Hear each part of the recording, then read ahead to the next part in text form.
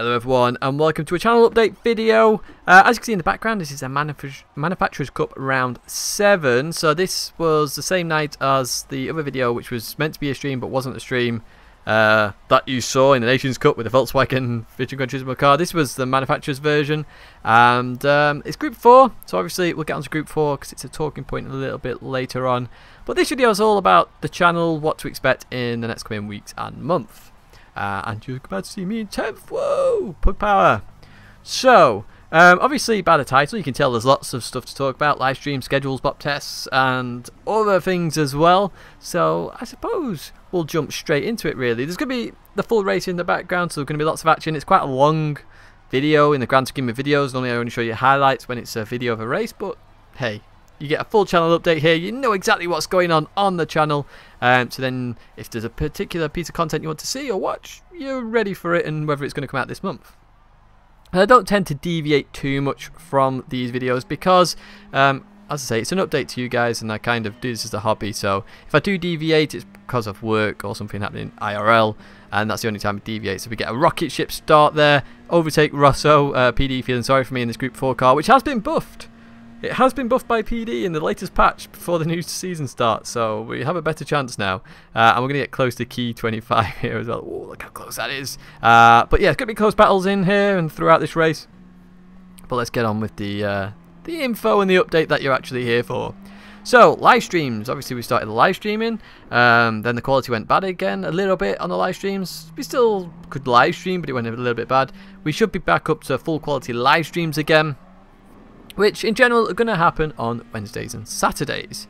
So why those days? Obviously you're probably well aware the Nations and Manufacturers Cup, because they're the only things I've been streaming for the moment anyway, because obviously I'm focused on them. As I say, I play GT to compete, I play to have fun as well, but to compete, and I just bring you these live streams and videos because I think they're entertaining, and then I obviously bring guides and stuff as well. So Wednesdays and Saturdays, they're guaranteed stream days because obviously the PC which streams the content is on a different internet to the PlayStation. So irrespective of what happens, the PlayStation can run absolutely fine, the PC can run absolutely fine. If one of them goes down, hopefully the PC if anything, so the stream goes down, I'll then restart it after the race and I'll either explain all or tell you what's going to happen. Hopefully the PlayStation doesn't go down because that's cabled.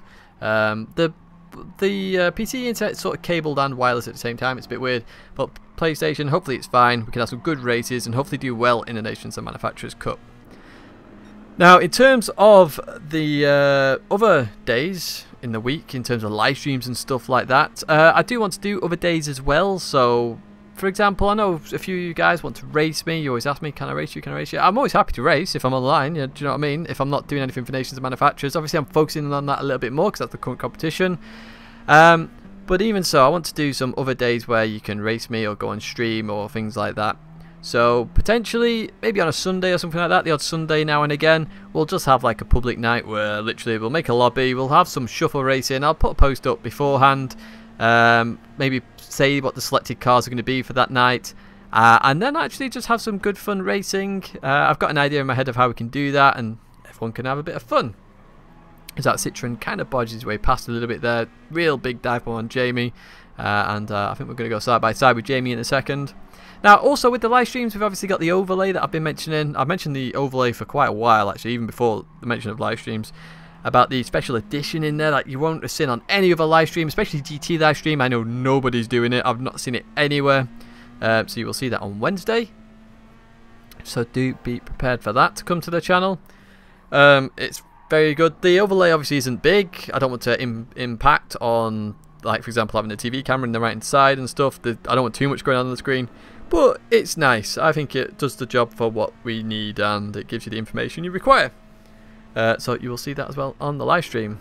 As you can see, this race is still very close. I really can't believe the Pug is actually keeping up with these guys at the moment. I know Jamie's struggling for speed in that car, but we're actually keeping up here, which is like, woo, yes, we're doing well. But we've got Azorian behind us, so we are quite scared at this point as well of what's going to happen. So, the schedule. Now, I've already mentioned live streams, Wednesdays and Saturdays, so we know about that. Now, other videos. Obviously, I want to get videos out there still because I like to do the car profiles, the BoP tests, etc., which I'll get onto in a second, because that's like a separate topic. But in terms of other videos, so obviously we've got track guides, highlights of races, obviously the good races. I like to bring you those. It could be any other races like the British Superstar Championship, which we race in as well. I want to bring you those videos, so they're potentially going to be on Mondays and Fridays. Obviously I want to keep Tuesday free because that's going to be big practice for Nations. Friday I finish work early, so I can put on a lot of time anyway for Nations and manufacturers, and then obviously we've got Saturday, which is all day anyway. We can practice there as well, so potentially that's Mondays and Fridays for other videos. Now towards the end of this month is my busiest time in work, so during that time, so about August 20th and onwards, it might get tight with videos. So if you don't see a video on Monday or Friday, please don't panic and think that the channel's dying. Of course, we've got the live streams and stuff, but every year I say this on the channel, late August, September is pretty chaotic at work. I can only do, this is my hobby at the end of the day.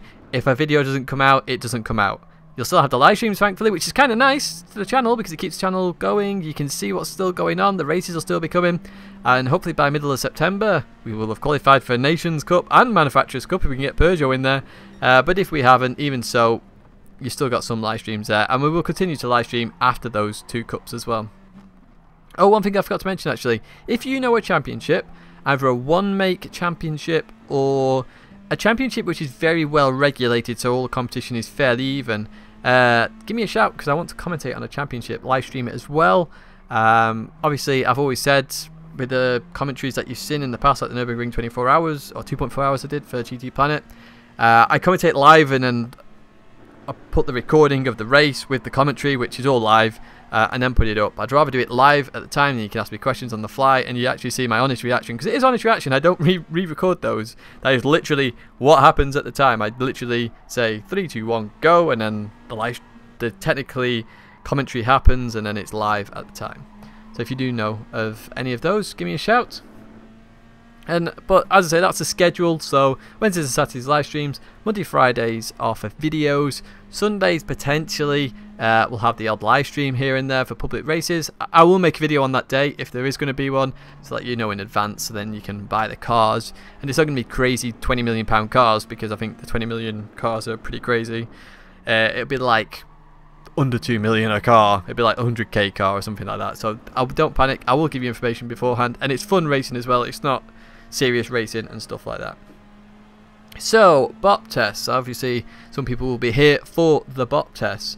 Now we've done the car profiles for Group 3, of course. Obviously we've got a new Group 3 car in the Ford GT. As you just see, Gran just dive bombed Jamie again. He was very dive bomby, this guy. You got to be careful a little bit. Azorian on our inside there, side by side, just a slight tap. I had to come really off the throttle there to make sure I didn't get a penalty, so pretty frustrating that, because obviously it's the same night as Azorian had already tapped me once, so quite aggressive.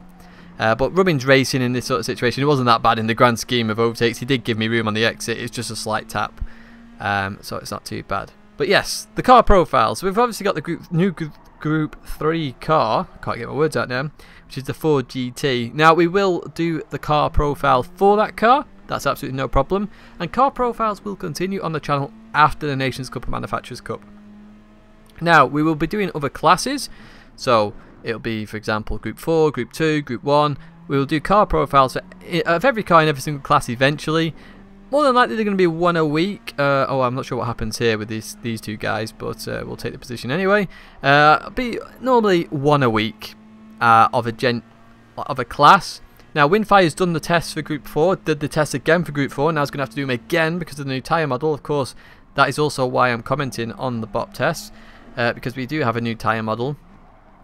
And it does mean we're going to have to redo Group 3 tests.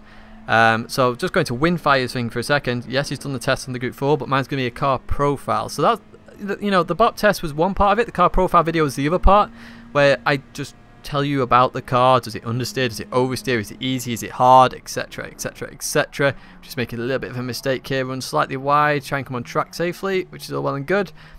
So the car profiles will happen. I'm not trying to like overwrite Windfire's stuff. It's literally just a car profile. Now in terms of BoP tests, obviously there'll be a little bit of information on BoP on that, because we'll do a similar sort of test. I am going to tweak it a little bit. Obviously Group 3 we did the BoP tests, and we're going to have to redo them now. So what we're going to do is it will be redone on a track-by-track basis. Ever since I went to Germany, I knew about the new tyre model, and I've explained this in a few videos now to people about the new tyre model, and hopefully you've seen my explanation of the new tyre model has actually translated in this update. It's been tweaked slightly for sure, because the cars aren't as sketchy as they were in Germany, and that was one of the things to remember actually, is that we got this new tyre model in Germany which was very, very sketchy, and we had very limited practice. So those races in Germany were bloody brilliant to say it was a brand new tyre model, and you've probably seen how sketchy it is. You've got to get used to it. When you've been racing one tyre model and you go to a completely new one, it's like a brand new game. You've really got to get used to it. So we will... Ever since Germany I always knew about this, so I always had a plan in my head. So here's the plan for Group 3. So we're going to start off with Brands Hatch again. I know we've had lots of Brands videos, we've had lots of Brands races on this channel as well, but obviously Brands Hatch is a very good track in terms of BoP testing. It's got some fast flowing corners, it's got some slow flowing corners, it's got undulations, it's got curves, you name it, it's got it. Brands Hatch is really good. And we saw that in the BoP test, that all the cars are relatively close there. So each car will be done on the BoP, will have their BoP initially done at Brands Hatch. Now we will also retest cars, so if a car is really near the bottom we will actually BoP it as well. They're not going to be video car profiles again in Group 3, but they'll be BoP videos, so they're going to be very different to the car profiles in Group 3. They'll give you the information you need, they'll update you on the information, what BoP I possibly recommend on a per track basis, because I think we have to do it on a per track, and that's why I think GT have to go on a per track basis as well, because BoPing overall is extremely difficult. So yeah, I'm going to do that on a per track basis. As when we're coming here, by the way, look at this, we get so close to the wall, I actually think I'm about to hit it. Oh, close. So yes, we're in the pits now. So we'll do that on a per track basis. So Brands Hatch, we'll do them all. We'll also test a couple of them out in terms of improving their BoP or reducing their BoP, because I heard the Ford GT is quite OP at the moment. And we're also going to do fuel and tyre wear. Now I've always said, and I've always said, I will do fuel and tyre wear once I've done the initial BoP test. But obviously I knew about the tyre models, so I've had to adapt this to wait for the new tyre model. Now it's here, we should have a good shout for this. Now the way the fuel and tyre wear is going to work, because PD literally don't say what has changed, we've got to guess. Here's what we're going to do, and I think this is a fair judgment in how we can do fuel and tyre wear. So again, these are going to be done at Brands, because we'll do the BoP test initially, we'll then adjust BoP, and then we'll do fuel and tyre wear. We'll do one stint at Brands Hatch in each of the given cars. So if a car short shifts to get the maximum power, we will short shift to get the maximum power. So Corvette comes to mind. Also the Volkswagen Vision Gran Turismo car, short shift on that. That's how you get the most out of it. We'll do a stint which is going to be based on the fuel and tyre wear of the current Nations Cup. I can't remember what that is off the top of my head, but I'm going to use that as my, go-to number now for Brands Hatch. That is the tyre and fuel wear we use for each one of these tests. We do one stint. At the end of the stint, we add up the total time. So a stint is potentially just literally halfway in a race. So we add up the total time. We also take note of the fuel. So how many laps of fuel is left. Percentage of fuel. Now what this should do in theory is, like the Ferrari 458 for example, it is very good. It's got alright pace on one lap. It seems to have very good race pace, although it ruins its tyres quite quickly. So what it should do in theory is a car should go fast and then slow, or really slow if it's got very bad tyre wear, and that should give us a total time. If a car is very good on its tyres, it should last longer and therefore give a much better total time than a car that goes very bad on its tyres. And that should give us a total time, and then you can rank those appropriately and then say which cars are very good on tyres, which cars are very bad. And then fuel wise, you can just see how much fuel is left at the end of that stint. They're all going to be the same amount of laps. See how much fuel is left, and then obviously that gives you an idea on fuel. Now this is a theory, so that's what I'm going to test and work towards. If that doesn't work, I will adapt it slightly. But that is where my mind is at the moment with the BoP test and how we're going to do fuel and tyre wear. Literally do one stint in each of the cars at Brands Hatch. Again, Brands Hatch is a very good course to do it at. We've got slow corners, fast corners. We'll have some oversteer in there. We'll have some understeer. It should give us a good idea. We can see the fuel, and then we can rank those appropriately. Now, also in the BoP test that we did, the car profiles, we also had a risk indicator, which is very opinion based. Obviously it's based on my opinion, and my driving style can be very different to some people's, so I wanted to come up with a more computer generated risk indicator. So I still have my own opinion, but I wanted to come up with an algorithm that would come up with a decent risk indicator, as on the race now you're probably going to be seeing front row action to the crazy battle up ahead.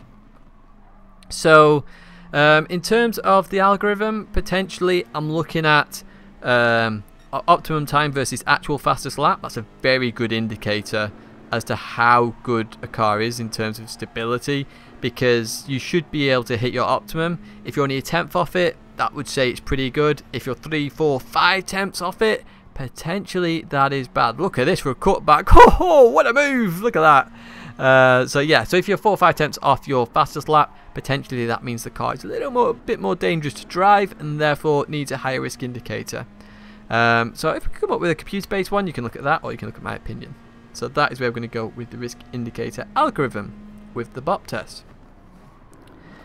Now, hopefully that explains car profiles and BoP tests. Obviously, car profiles are independent of the BoP test. We just use that as an initial guide, as we did with Group 3. So car profiles will have Group 4, Group 1, etc. A Group 2, of course, as well. I keep forgetting about Group 2, and Group 2's got some really quality racing, and I think that's one of the closest groups. And then obviously we'll have the re-BoP test of Group 3 as well. Now, these BoP tests and car profiles aren't going to happen until September at least. So sorry to disappoint anybody beforehand. Obviously I want to focus on nations and manufacturers. By September we should have a good idea whether we've qualified or not in the Nations and Manufacturers Cup. If we have qualified, obviously we'll be able to do those videos slightly sooner. If we haven't, we'll be pushing hard, but likelihood is we probably aren't going to qualify for nations because it's very difficult. Now the nice thing is top 24 doesn't make as bigger of a difference now, or significant amount to the points, so there is potential there that we will all be competing right till the last round, so do keep that in mind. And we did have a good last top 24, so potentially with a bit of effort that we're going to be putting in, because I've had a couple of days off GT, the effort that we'll be putting in for the future rounds should be, you should see some really crazy speed from me personally, because I'll be putting in 100% effort. I've not been putting 100% effort into any of these championships. This is the time I'm about to put 100% effort in. So after all of that, of course, nations and manufacturers, I'm not sure actually what happens then in GT wise, but we'll continue with the videos and stuff. So obviously we've got track guides. Those track guides will start to come back, and I can then give you hints and tips to new track guides. I've not even done the new track yet, that was given in the update, so I need to have a play on that. I've also got a video that I want to do, and it was going to come out, and I mentioned it on a live stream actually very recently, about what I dislike in GT sport at the moment. Now I enjoy GT, obviously I've invested so much time in it, it's crazy, but there are parts of it which need improving significantly. Now when I heard about the big update coming, I thought, okay, I'm going to hold off this video because they could be fixing some of this. And for example, they did fix one thing, which is the top 24 superstars being the most significant thing ever by round 6. They've fixed that, which is brilliant stuff, so I'm glad I held off that a little bit. But even so, I'm going to do a sort of, I don't know whether to do it all in one video because it might take up a lot of time, so let me know what you want. So a potential of 5 videos, and then focusing on each individual aspect that I don't particularly like, or one giant video which could be 40 minutes long of each individual aspect that I don't like. But it's also how to improve it, or my way of improving it, because there are things you can improve, in my opinion, that may not have been thought of, or may have been thought of and they've just like binned it off, and you guys might have different opinions as well, so it's nice on a video. That's why I'm thinking more doing 5 videos, to put your opinion on that particular post or that particular part of it that you don't like, and then we can look at that and go from there. Now I think that's all the videos I've mentioned. So we've done BoP test, car profiles, live streams, done absolutely everything. Oh, Project Cars 2, obviously that has been on the channel, it hasn't been on very recently. There's one more video that's going to come out tomorrow, I think, which is going to be the Renault Esport Finals, because I haven't actually shown you what happened in that. It'd be quite a short video, but yeah, that should still be on the channel. I'm not playing a lot of that at the moment, so when the championships finish, Nations and Manufacturers, I will go back to Project Cars 2 in the GT3 League because I enjoyed that so much. So don't think that's disappeared entirely. Obviously, the Nations Manufacturers Cup is quite big, which is why I'm kind of focused on that a little bit. And I know a couple of people wanted car profiles for Project Cars 2 as well. We'll see about that, because obviously I'm not getting as much enjoyment out of Project Cars 2, and again I might do a video on why I'm not getting as much enjoyment out of Project Cars 2. It's the MGT, but even so, that's not disappearing off the channel entirely. That will still be appearing. And we've also got Crash actually as well. I keep forgetting to do Crash videos, so I will try and get a Crash video sorted out so you get some fun with the crashes. Now, if there is a particular video you want to see on the channel, it could be anything, that's something I've not thought about. Obviously I've done loads of different stuff in the past, like Duel. Oh, what have I done in the past? Obviously I've got the car profiles coming. I've done loads of different stuff. If there's something that you've want to see on the channel, not seen before, maybe you've got an idea for something, just give me a shout. I'm always open to new ideas. As you can see up ahead, it's a bit of carnage. So let's get to the race now, because you've had 9 laps. We're on lap number 10. And it's pretty crazy. So up ahead you can see Jamie going inside Benelli. Obviously he's in the Renault Megane Trophy, which is the most OP car in history. It's still OP even after its nerf, because obviously if you add weight to a car, it just gives it more stability, and that's the problem with the car. You reduce the power, give it more weight, it's just going to be the most stable thing in the world. Now the more stable a car is, the more people will use it, because obviously if it's stable, you can drive it consistently, and therefore drive it faster potentially. So Benelli has stayed out, and I think WRT Animal in the lead has stayed out. So they're doing a non-stop strategy. That's how OP this car is. Obviously we had to pit because we're in a front-wheel drive car, and you can see our tyres are absolutely roasted at the moment. And we're always just off the back of this group, this battle for 10th and 9th position. You can see them all ahead. Look how many cars are in front of us there. There's potential there of a good result. Now we've had this 1% power increase as well.